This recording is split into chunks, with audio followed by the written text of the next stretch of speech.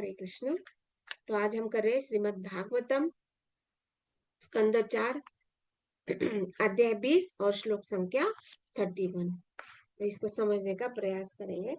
जैसे कि हम देख रहे हैं कि ये जो अध्याय का नाम है महाराज पृथु के यज्ञ स्थल में भगवान विष्णु का प्राकट्य।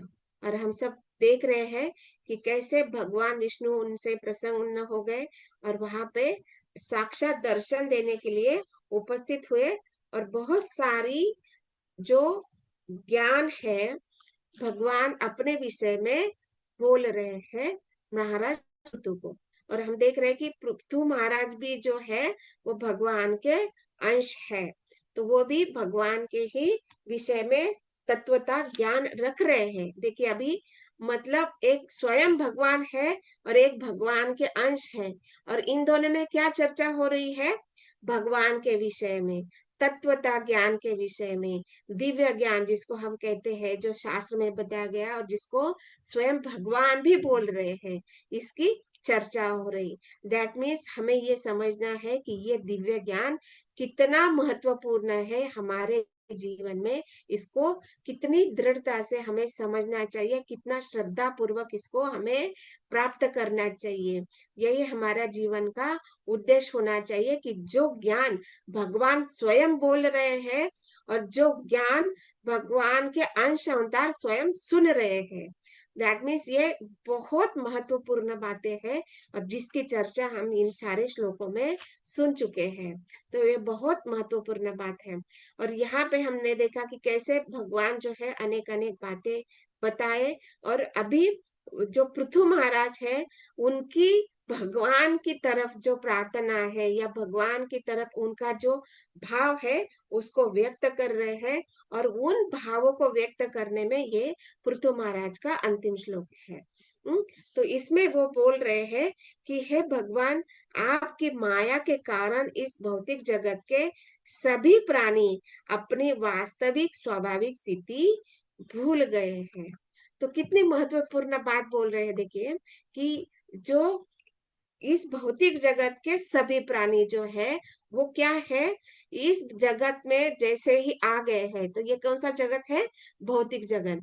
तो ये इस भौतिक जगत में जैसे ही आ गए हैं वो क्या है? आपकी माया के कारण। मतलब ये माया है, और ये कौन माया कौन है? ये आपकी ही माया है। ये मतलब क्या? ये भगवान की ही शक्ति है जिसको हम बहिरंगा शक्ति के रूप में जानते हैं। तो ये जो आपकी माया है, आपके माया के द्वारा ही ये सारे जीव कैसे हैं, इस भौतिक जगत में अपनी वास्तविक स्थिति को भूल गए हैं। दैट मीन्स यहाँ पे क्या बताया जा रहा है कि भगवान जो पृथु है, अंश अवतार है, वो भगवान के बोल रहे हैं कि ये आपके माया के कारण ही यह सारे जीव यहाँ पे अपनी वास्तविक स्थिति को भूल गए हैं। तो क्या मतलब हम इसको ऐसे देख सकते हैं कि भगवान के जो अंश अवतार है वो भगवान के ऊपर आरोप बना रहे हैं कि आपके कारण ये सब हो रहा है? तो हाँ, ये बोल सकते हैं, लेकिन इसके पीछे क्या भाव है कि ये आप ऐसा क्यों बोल रहे हैं? मतलब पृथु महाराज का भाव ये है कि ये आपके माया के कारण है कि आप जीवात्मा को ये सब भुला देने, विस्मरण की शक्ति दे रहे हैं। तो क्यों दे रहे हैं? क्योंकि ये जो जीव है ये जन्म मृत्यु के चक्र में इतना फंसा हुआ है, इतना फंसा हुआ है कि वो समझ नहीं रहा है कि क्यों हम इन जन्म तथा मृत्यु के चक्र में, ये कर्म के बंधन, इसमें क्यों फंसे हुए, इसका ज्ञान उनको नहीं है। और इसको पुनः याद दिलाने के लिए आप उनको विस्मरण में डालते हैं। मतलब कैसे कि ये जो भौतिक जगत है इसमें भी हम देखते हैं कि जो गलत कार्य करता है उसको सजा देने के लिए कारागृह बनाया जाता है। लेकिन क्या कारागृह का उद्देश्य केवल सजा देना है? नहीं, कारागृह का उद्देश्य क्या है कि जो जीव ने गलत कार्य किया है, जिस व्यक्ति ने जो गलत कार्य किया है, उसको वो समझ जाए कि गलत कार्य करने से मुझे सजा भुगतनी पड़ेगी, और सजा भुगतनी पड़ेगी इसको वो जब जान जाएगा तब वो गलत कार्य नहीं करेगा। तो इसलिए यहाँ पे पृथु महाराज बोल रहे हैं कि ये आपकी माया के कारण ही विस्मरण आप दिलाते हो। तो ये यहाँ पे पृथु महाराज भगवान को क्या बोल रहे हैं कि आपकी ये जो दैवी व्यवस्था है कि जीवों को इस विस्मरण में डालकर इस भौतिक जगत में भेजने की ये जो आपकी प्रक्रिया है, ये क्या है, कारागार के जैसे है। मतलब सजा तो भुगतनी है, लेकिन इसका मुख्य उद्देश्य क्या है कि जीव को पुनः अपनी स्थिति याद दिलाना। मतलब ये जो जीव विस्मरण में जा चुका है उसको वो याद करे कि क्यों मैं सजा भुगत रहा हूँ, क्यों मैं बारंबार जन्म मृत्यु के चक्र में फंसा हूँ, और मुझे ऐसे कौन से कार्य करने चाहिए जिससे मैं इन कर्म जो है, कर्म के बंधन या जन्म मृत्यु के चक्र से छूट जाऊं। और ये जो बारंबार जन्म, मतलब मुझे सजा भुगतनी पड़ रही है, मुझे कष्ट भुगतने पड़ रहे हैं, इसको मैं कैसे बाहर निकलूं। ये जब वो चाहेगा, वो जब इच्छा करेगा, तब ये जो बहिरंगा शक्ति है अपना सही कार्य करेगी। मतलब क्या कि ये जो विस्मरण जो शक्ति है ये माया के द्वारा हो रही है, और ये माया आपकी ही शक्ति है। और ये आपकी जो प्रक्रिया है विस्मरण करने की, जीव को भुलाने की, ये जो प्रक्रिया है ये अत्यंत महत्वपूर्ण है। क्योंकि जब तक, जैसे हम जगत में देखते हैं ना, कि जब तक दुख नहीं आता है तब तक हम सुख का अनुभव नहीं कर सकते हैं। केवल आनंद ही आनंद रहेगा तो दुख हम समझ नहीं पाएंगे, और केवल दुख ही दुख रहेगा तो आनंद का अनुभव हम नहीं कर पाएंगे।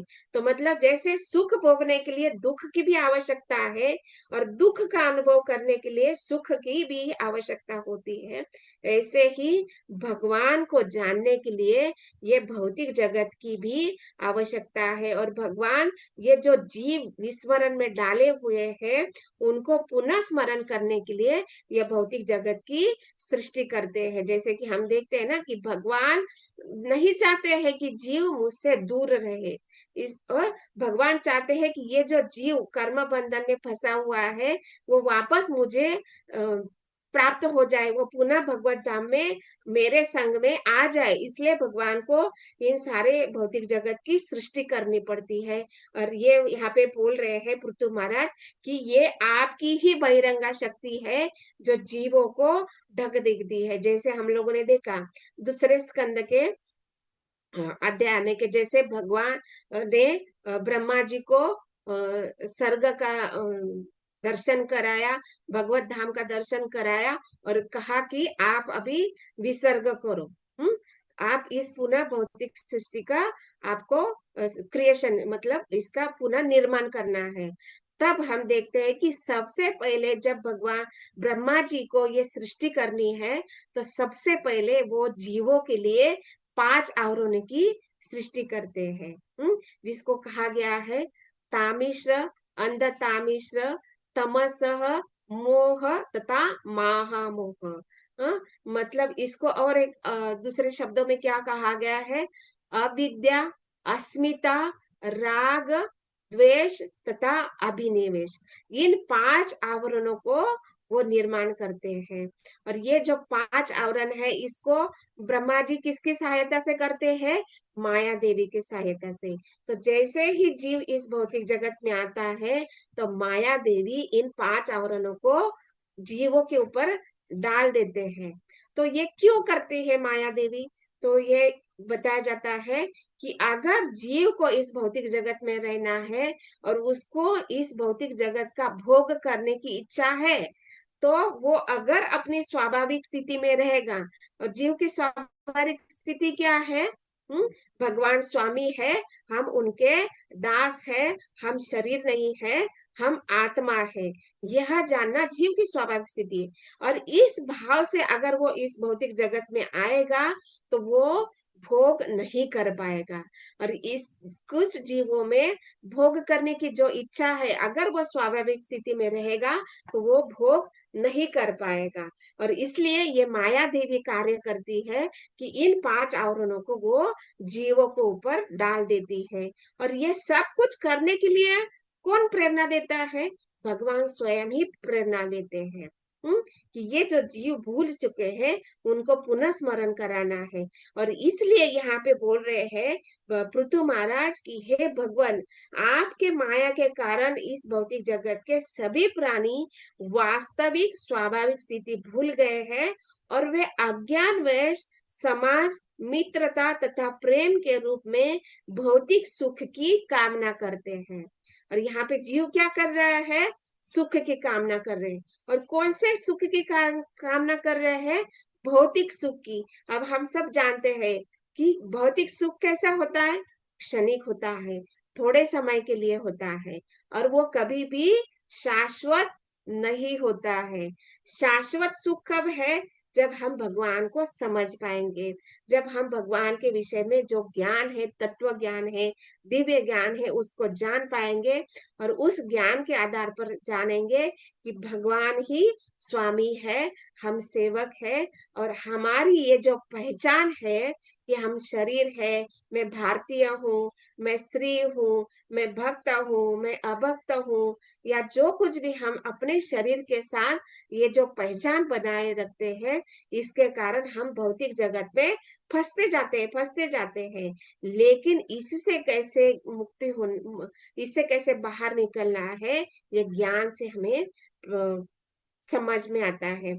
तो इसलिए इस ज्ञान न होने के कारण, अज्ञान में फंसे होने के कारण, इस भौतिक जगत में हम क्या सोचते हैं? हम इस समाज में रहेंगे, किसी विशेष समाज में रहेंगे तो समाज के लोग हमारे लिए कुछ कार्य करेंगे, या जो हम कुछ विशेष व्यक्तियों के संग में रहेंगे, हम उनके साथ मैत्री बनाएंगे तो हमारी रक्षा करेंगे या हमें सही मार्गदर्शन करेंगे। या कुछ ऐसे जो इस भौतिक जगत में हम प्रेम प्राप्त करने का प्रयास करेंगे, अपने माता पिता से, पत्नी से, बच्चों से, हमारे जो सगे संबंधी है उनसे हम प्रेम प्राप्त करने का प्रयास करेंगे। लेकिन ये कैसा है? ये भौतिक सुख है। और ये भौतिक सुख कैसा होता है? क्षणिक होता है। और ये क्यों इच्छा करता है? क्योंकि वो जीव विस्मरण में जा चुका है, और ये सब आपकी ही माया है। इस प्रकार यहाँ पे पृथु महाराज बोल रहे हैं। और अभी आगे पृथु महाराज क्या बोल रहे हैं? ये सब मतलब क्या? कि यहाँ पे वो बोल रहे हैं कि इस भौतिक जगत के सभी प्राणी, मतलब वे स्वयं पृथु महाराज जो है, भगवान के अंश अवतार है, वो भी समझ रहे हैं कि मैं भी इस भौतिक जगत का प्राणी हूँ, और मैं भी अपनी वास्तविक स्थिति को भूल गया हूँ, और मैं इस भौतिक जगत में राजा बनकर, पृथ्वी का सम्राट बनकर, मैं भी इस भौतिक सुख की कामना कर रहा हूँ, समाज से, मित्र के रूप में और प्रेम के रूप में मैं भी भौतिक सुख की कामना कर रहा हूँ। तो ये जो माया का आवरण जो है, ये मुझ पर भी है, इसलिए वो आगे प्रार्थना कर रहे हैं, अतः आप मुझे किसी प्रकार भौतिक लाभ का मांगने के लिए ना कहे। मतलब देखते हैं कि जब भी भगवान किसी के ऊपर प्रसन्न होते हैं तो वो क्या कहते हैं कि आपकी जो भी इच्छा है वो आपसे, आप मुझे मांग सकते हैं। जैसे हम लोग देखते हैं कि जब भी भगवान प्रकट होते हैं, अपना दर्शन देते हैं, तो वो बोलते हैं कि आपकी जो भी इच्छाएं है या आपकी जो भी कामना है वो आप ले सकते हैं। मतलब क्या? वहां पे भगवान ये जो जीव की स्वतंत्रता है उसके ऊपर कभी भी जबरदस्ती नहीं करते हैं। भगवान ये नहीं बोलते हैं कि आप अभी भक्त बने हैं तो आप आध्यात्मिक ही इच्छा कीजिए या भौतिक ही इच्छा कीजिए। ऐसा कभी भी भगवान स्वतंत्र के जो जीव की स्वतंत्रता है उसके ऊपर कभी भी ये नहीं करते, जबरदस्ती नहीं करते। जो आपकी इच्छा है वो आप मुझसे प्राप्त कर सकते हैं। और इसलिए यहाँ पे पृथु महाराज बोल रहे हैं कि मुझे किसी भी प्रकार की भौतिक तथा साथ ही साथ मुझे किसी, जैसे शुद्ध भक्त होता है, किसी भी प्रकार की वो कामना नहीं करता है। मतलब कि भौतिक कामना तो करता ही नहीं है, लेकिन आध्यात्मिक कामना भी नहीं करता है। मतलब आध्यात्मिक कामना क्या होती है? कि मुझे मुक्ति प्राप्त करना है, साहित्य मुक्ति प्राप्त करना, या भगवान के जैसे ऐश्वर्य, मतलब शास्त्री की इच्छा करना, या सालोक्य की, मतलब भगवान के ही धाम में रहने की इच्छा करना। सारूप्य मतलब क्या? भगवान के जैसे ही मुझे रूप की आवश्यक मतलब कामना करना, ये सारी जो इच्छाएं होते मतलब खास करके वो मुक्ति की भी कामना नहीं करता है, और मुक्ति की कामना को ही आध्यात्मिक कामना कहा गया है।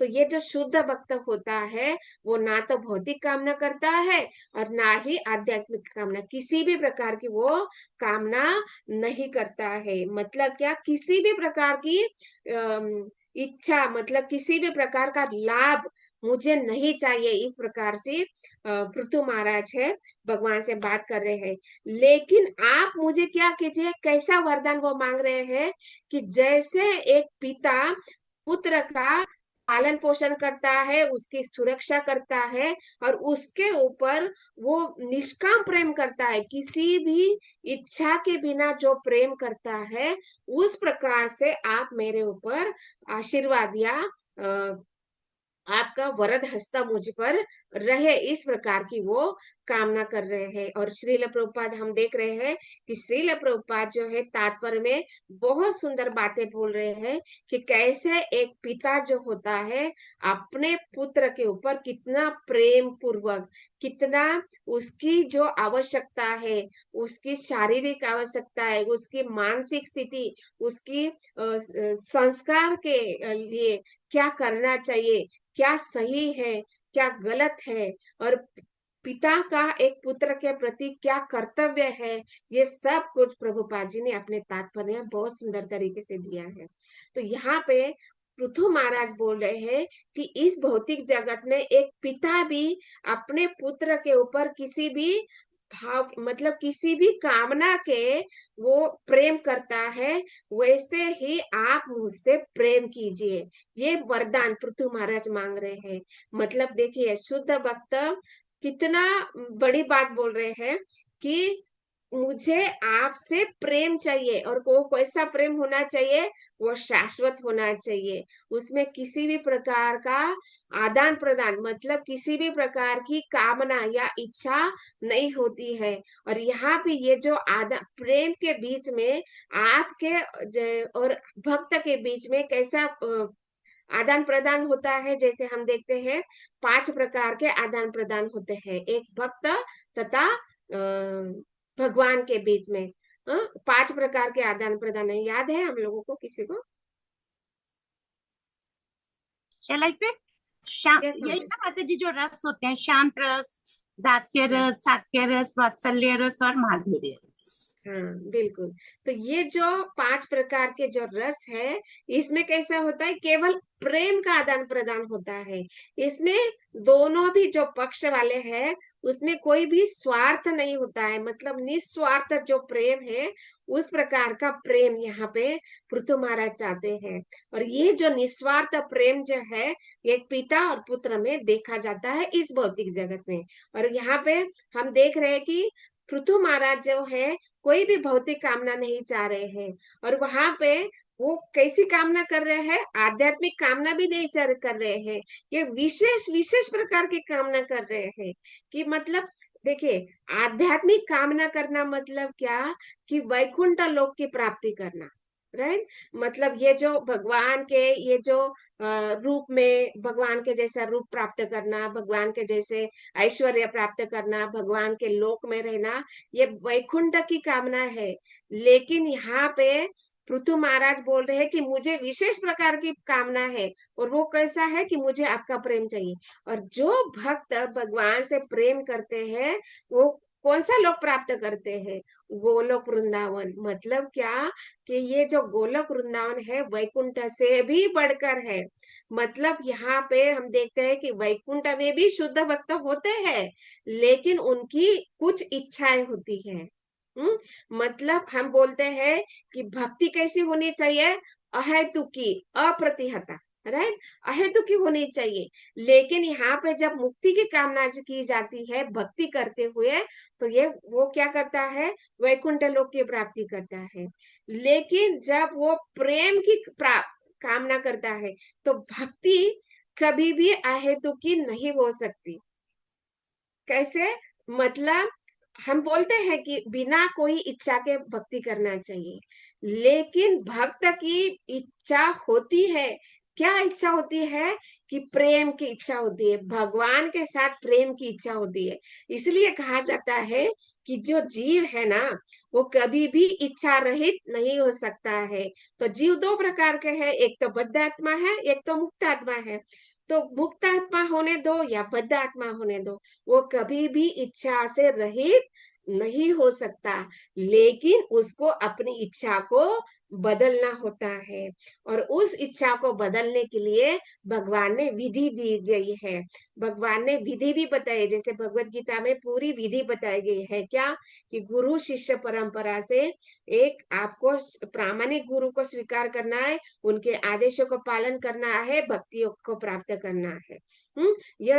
ये जो विधि है, इनके आदेशों को अनुसार अगर हम कार्य करेंगे तो हमारी ये जो भौतिक इच्छा है उसको हम आध्यात्मिक इच्छा में बदल सकते हैं। और ये आध्यात्मिक इच्छा तक आने के बाद भी हम जब तत्वता ज्ञान प्राप्त करेंगे, गुरु साधु और शास्त्र से तत्वता ज्ञान प्राप्त करेंगे, तो जब हम समझेंगे कि भौतिक इच्छा तथा आध्यात्मिक इच्छा ये जो होती है, ये हमें बांधे रखेगी। मतलब देखिए, भौतिक इच्छा तो बांध के रखती है जन्म मृत्यु के बंधन में, आध्यात्मिक इच्छा भी बांध के रखती है। क्यों? क्योंकि हम इच्छा कर रहे हैं भगवान के लोक में वास करने की। मतलब क्या कि भगवान के साथ, भगवान का जैसा रूप है वैसे मुझे चाहिए, मतलब ये इच्छा हो गई ना। भले ही वो आध्यात्मिक है, वैकुंठ की है, लेकिन है तो इच्छा ही। लेकिन यहाँ पे बोल रहे हैं कि जो शुद्ध भक्त, जो गुरु के आदेश के अनुसार कार्य करेगा, भक्ति को अपनाएगा, तो उसकी जो इच्छा है वो वैकुंठ प्राप्ति की नहीं होगी, वो आध्यात्मिक लोक मतलब गोलोक वृंदावन की केवल भगवत प्रेम प्राप्ति की इच्छा होगी। और ये जो इच्छा होगी वो विशेष इच्छा, इसलिए विशुद्ध प्रेम प्राप्त करने की जो इच्छा होगी। लेकिन इसलिए हम देखते हैं कि ये जो बोलते मतलब शास्त्र में बताया गया है कि जो भक्ति है अहेतु की होनी चाहिए। लेकिन कुछ आचार्य भी इसके ऊपर टीका करते हैं और बोलते हैं कि भक्ति ही भक्ति प्रदान कर सकती है, और भक्ति ही हमें भगवत प्रेम प्रदान कर सकती है। मतलब क्या कि भक्ति अहेतु की इसलिए बोली जाती है, मतलब बिना इच्छा के इसलिए बोली जाती है कि हमें कोई भौतिक कामना नहीं करनी चाहिए। हमें कौन सी कामना करनी चाहिए? आध्यात्मिक कामना करनी चाहिए। और उस आध्यात्मिक कामना में भी ग्रेडेशन बोले गए हैं, ये वैकुंठ लोक प्राप्ति करनी है या गोलोक वृंदावन प्राप्त करना है।